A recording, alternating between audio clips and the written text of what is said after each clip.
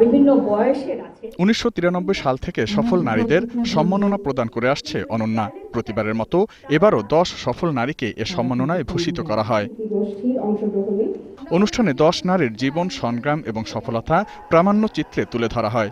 কাজের স্বীকৃতি হিসেবে পরে কৃষিমন্ত্রী তাদের হাতে সম্মাননা তুলে দেন।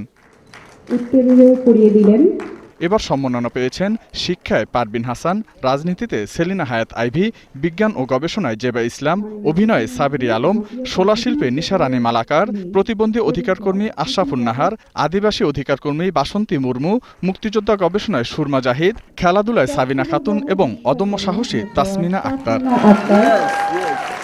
বছরের আলোচিত এসব নারীরা তাদের কাজের অভিজ্ঞতা এবং কাজ করতে গিয়ে বিভিন্ন প্রতিবন্ধকতার কথা তুলে ধরেন অনুষ্ঠানে।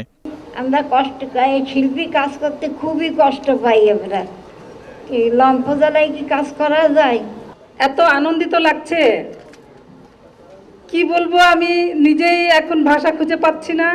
মেয়ে হিসেবে আমাদের ফুটবল খেলাটা খুবই একটা যেটা বলে যে খুব আনএক্সপেক্টেড একটা জিনিস। সম্মাননা অনুষ্ঠানে প্রধান অতিথি ছিলেন কৃষিমন্ত্রী মতিয়া চৌধুরী। বিগত বছরের মতো ভবিষ্যতেও নারীদের মুখ বন্ধ না রেখে সামনে এগিয়ে যাওয়ার আহ্বান জানান তিনি। এই উন্মার্গ চিন্তার বিরুদ্ধে সারা পৃথিবীর শান্তিকামী মানুষ, বিশেষ করে আজকে যারা আপনারা সমাজের বিভিন্ন অংশে কাজ করেন মহিলারা, আসুন অন্তত একটি জায়গায় আমরা এক হই।